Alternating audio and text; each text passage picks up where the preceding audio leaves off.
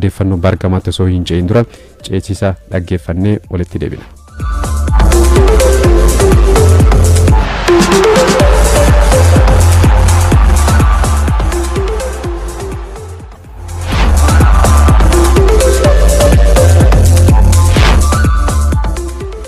Reinders to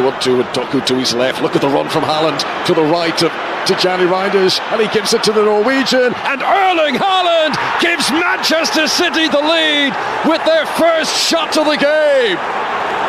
5 minutes of stoppages remain. This is Martinelli. It's a great run over the top of Donnarumma,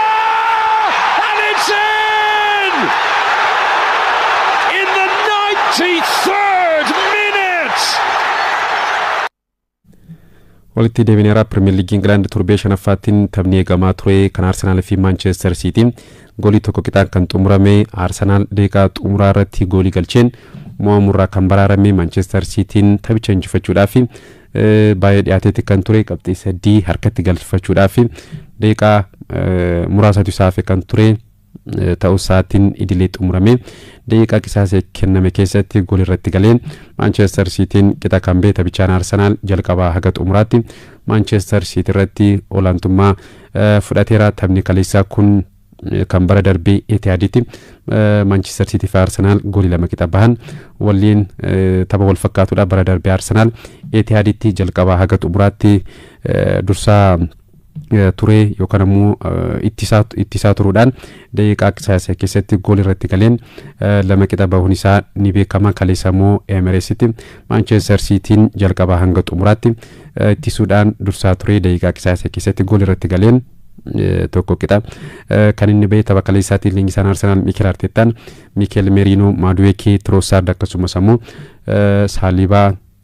jalqabarraa kan fayyadamee Salibaan miidhamarraa deebi'uudhaan bakka Christian Muslera bu'uudhaan kaleessa filannoo jalqabaatiin kan inni seenee keessattuu immoo Trossard fi Maduekeen jalqabarraa eegaluun isaanii leenjisichi taphattoota kan akka Eberiche Ezefa teessoo jijjiirarra maaliif kaa'e kan jedhu gaafii kaasaatti kan ture Pep Guardiolaan taphoota lama darbeen taphattoota filannoo jalqabaa 11 fayyadamaatii ture kaleessas injijjiirree taphichaan Arsenal jalqabaa eegalee kubbaa to'atee dhiibbaa uume taphachaatti kan ture Manchester Cityn ammoo ittisa irratti xiyyeeffachuudhaan kubbaa deebisanii injifachuutiin morkachaatti kan ture Arsenal kubbaa to'atus kubbaa gara goolitti yaaluudhaan garuu Manchester Cityn Arsenal irraa fooyyadha kan ture hanga daqiiqaa 22 irratti Arsenal harka 77 caalmaa taphaa Manchester City irratti kan fudhate Manchester Cityn ammoo harka 23 qofa kan ture hanga daqiiqaa 22tti ta'us kubbaa gara goolitti yaaluudhaan hanga daqiiqaa 22tti Manchester Cityn kubbaa kallattii goolii eegde lama yaaluudhaan tokko kan galche Arsenal garuu hanga daqiiqaa 22tti kubbaa kallattii goolii eegdee kubbaa gara goolitti illee yaalle kan ture daqiiqaa 9ffaarratti Erling Haaland goolii galchuudhaan Manchester Cityn dursa kan qabachiise kubbaa kana Tijjani Reinders kan Erling Haalandiif kan mijeesse gooliin kun kubbaa deebisanii injifachuutiin Arsenal irratti kan galte taphattoonni Arsenal goolii galchuudhaaf gara sarara fuulduraa Manchester City yeroo deebanitti taphattoonni Manchester City kubbaa deebisanii injifachuutiin kubbaa 2-3 kan hin caalle walitti dabarsanii kennuudhaan saffisaan gara fuulduraa deemanii goolii kan galchanii taphattoonni Arsenal 5 kubbaa Haaland harkaa buufachuu dadhabuudhaan Haaland Reinders ammoo deebisee Haalandiif kennuudhaan Haaland goolii kan galchee goolii kana booda taphattoonni City ittisuudhaan qaxxeeksifachuudhaaf taphachaatti kan turanii taphni boqonnaa duraas dursummaa Manchester City 1-0dhaan kan xumurame Arsenal boqonnaa dura daqiiqaa 25 booda harka 87 caalmaa taphaa Manchester City irratti fudhateetti kan ture ta'us kubbaa kallattii goolii eegdee yaaluudhaaf sa'aatiin idilee kan boqonnaa duraa xumurame daqiiqaa qisaasee 4 kenname keessatti Noni Madueke kubbaa kallattii goolii eegdee jalqabaa Arsenal kan inni yaalee Maduekeen kubbaa yaalee kana Donnarummaatu kan jalaa deebisee boqonnaa duraa Arsenal harka 68 Manchester City irratti caalmaa yoo fudhatu Manchester Cityin harka 32 qofa kan ture taphattoonni Arsenal yeroo 295 kubbaa kan waan isaan walii daddabarsanii kennan boqonnaa duraa Cityin ammoo 148 qofa kan ture boqonnaa deebii leenjisaan Arsenal Mikel Arteetaan taphattoota jijjiiruudhaan qabxii tokko kan milkeeffatee tapha darbeenis Champions League Awurooppaatiin taphattoota teessoo jijjiirarra turan jijjiiruudhaan kan injifate kaleessas qabxii tokko taphattoota jijjiiran kan argate Mikel Arteetaan Bukayo Saka fi Eberechi Eze Noni Madueke fi Mikel Merinoodhaan jijjiiramanii gara dirree kan seenanii taphattoonni kunneen lamaan erga gara dirree seenanii booda dhiibbaa uumaniiti kan isaan taphatanii Bukayo Sakaan bakka isaa durii qarqara mirgaarra kan taphate Eberechi Eze ammoo sarara gidduu lakkoofsa 10 bakka Merino yookiin ammoo kan Odegaard kana dura taphachaa ture lakkoofsa 10tti taphachaati kan ture Eberechi Eze Guardiolaan gara xumuraarratti yeroo dursaa ture taphattoota sararrattisaa dabalataan galchuudhaan akkasumas ammoo taphattoota sarara fuulduraa dirreedha kan inni baase taphattoota sararrattisaa shaniitu ittisaati kan ture Lingard fa gara xumuraarratti jijjiiramanii dirreedha kan inni bahee akkasumas ammoo Gabriel Martinelli fi Ethan Nwaneri deeqa 80 booda kan isaan seenanii Gabriel Martinelli kaleessa Arsenal mo'amurraa kan inni baraare kaleessa sa'aatiin idilee xumuramee daqiiqaa qisaasee 93 irratti goolii qixxeessituu Gabriel Martinelli galchuudhaan Arsenal mo'amurraa kan inni baraare kibxata darbees Champions League Awurooppaatiin jijjiiramee seenuudhaan goolii Arsenal Athletic Bilbaotiin dursu isatu kan galche kan ture sana booda goolii Trossard galches Gabriel Martinelli mijeessee kennee fi kaleessa yeroo 5 qofa kubbaa kan inni tuqe Gabriel Martinelli garuu Arsenal mo'amurraa baraaruudhaan qabxii tokko akka argatu kan gargaarii waliigalaan Arsenal harka 67 caalmaa taphaa Manchester City irratti kan fudhate yeroo 619 taphattoonni Arsenal kubbaa walii daddabarsanii kan kennanii kan City harka 33 qofa caalmaa taphaa kan inni qabu kan ture si'a 308 qofa taphattoonni Manchester City kubbaa kan isaan walii daddabarsanii kennanii kun ammoo Arsenaliin dachaadhaan kan inni Cityin caalamu Pep Guardiolaan bara kana hangatee tooftaa taphasaa kan inni jijjiiraatii jiru kun ammoo kaleessaa fi torbee darbe Manchuaniin kan mul'ate kaleessaa akkasumas ammoo torbee darbe Manchester Cityin caalmaa taphaa Manchester United fi Arsenaliin kanarraa fudhatame tapha darbeen darbii Manchuaniin Manchester United caalmaa taphaa City irratti fudhatus Cityin garuu ittisa irratti xiyyeeffatus kubbaa deebisan injifatuutiin goolii 3 galcheen 3-0dhaan taphicha kan injifate Guardiolaan seenaa hojii leenjisummaa isaatiin garee ittisa irratti xiyyeeffatu ijaareen beeku waggootaa fi kilaboota irratti caalmaa taphaa fudhachuudhaan garee olaantummaa taphaa harka 60 ol 55 ol fudhatu ijaaraati kan ture amma garuu kana jijjiiraati kan jiru kaleessa harka 33 qofa kubbaa kan inni to'ate gareen Manchester City kun seenaa hojii leenjisummaa Pep Guardiola Manchester City keessatti yeroo jalqabaatiif caalmaa taphaa isa gadaanaa ta'uudhaan yeroo jalqabaatiif kan galmaa'e Guardiolaan tooftaa isaa hangatee jijjiiruu waan barbaadeef goleegaa kubbaa miilaan hin taphanne garuu immoo kubbaa goolii ta'uu danda'an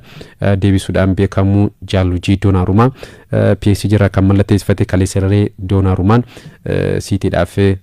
goleegaa murteessaadha kan ture taphattoota Arsenal jalaa qolaatti kan ture dabalataan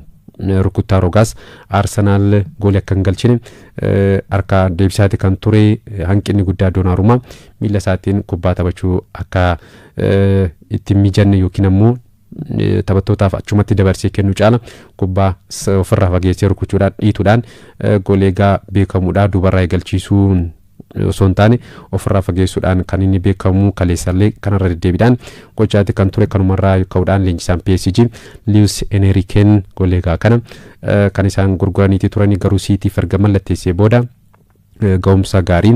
mul'isaati kan jiru kaleessa Arteetaan boqonnaa booda jijjiirraan inni taphattoota raawwatees bu'aa kan buusee fi Martinelliin jijjiiramee seenuudhaan goolii galchuu Eberechi Eze ammoo kubbaa Martinelliin galche isatu mijeessee kennee fi garuu Mikel Arteetaan Eberechi Eze jalqabarraa fayyadamuu baachuun isaa qeeqaaf kan isa saaxilee Eezeen erga gara dirree seenee booda dhiibbaa uumee taphachaatti kan ture. Hundaafuu taphichi goolii tokko qixaan kan xumurame leenjisaa Manchester City Pep Guardiolaan kilaboota lachuufuu qixa bahuun sirriidha qabxii madaalawaadha jechuudhaan kan dubbate Mikel Arteetaan garuu injifachuun nuuf mala ture qabxii galmaa'etti gaddeera jechuudhaan kan dubbate akkaataa taphaa Pep Guardiola Manchester City kaleessa fayyadamee wal qabate yaadota muraasa kaan isin biraan ga'uu fi taphataan duraanii Manchester City Mika Richards tooftaan taphaa kaleessa argine kan Pep Guardiola miti kan Guardiola son taane kan Jose Mourinho yookiin ammoo kan Samuel Allardyce jechuudhaan kan dubbate garuu itti sarati xiyyeeffatus hojjetee fire jechuudhaan kan dubbate Mika Richards taphataan duraanii kan garee biyyaalessa Egypt Mohamed Abu Tariq kan ammoo kaleessa Manchester City osoo hin taane Stoke City dha kan argine jechuudhaan kan dubbate. Hundaafuu torbee ja'affaatti Manchester Cityin Burnley waliin Etihad irratti sanbata dhufuu taphatu. Arsenal ammoo dirree finaalaa dilbata dhufuu St James Parkitti Newcastle United waliin kan morkatu ni kaleessuma Bournemouth fi Newcastle United goolii malee kan isaan xumuranii. Sunderland fi Aston Villa ammoo tokko qixa kan isaan bahani deeqa 67 farati Mati Cash goolii kan Aston Villa galchee 73 farata ammoo Idrior kan Sunderland galcheera. Gama Sunderland deeqa 33 farati Ronaldo kaardii diimaadhaan dirreedhaa bahuusin Sunderland taphattoota hir'uutiin deeqa 45 ol kan isaan taphatanus qabxii tokko milkeeffataniiru. Aston Villaan kaleessa Premier League Englandin goolii jalqabaa barichaan kan galchee sanbata Liverpool goolii 2-1 darbii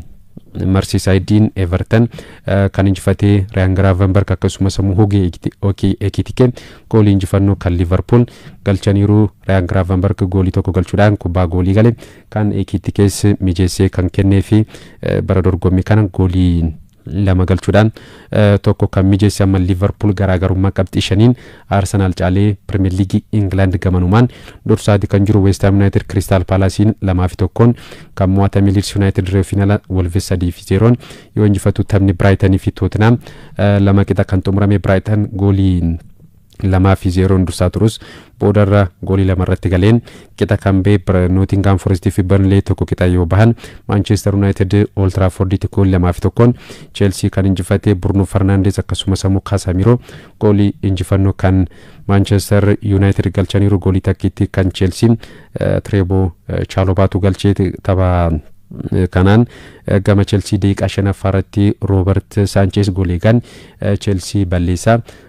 Brian Bomuratti raawwateen kaardii diimaadhaan dirreedhaa kan ba'e deeqa 45 ammoo Casemironis balleessaa raawwateen kaarda kichiisa lamaan dirreedhaa kan ba'e. Fulham 3-1 Brentford injifateera. La Liga Spain Barcelonaan kaleessa hitaafe 3-0 kan injifate. Ferran Torres goolii 2 Dani Olmo goolii tokko galchaniiru. Atletico Madrid kaleessa Mallorca waliin taphachuudhaan tokko qixa kan xumure. Tapha kanaan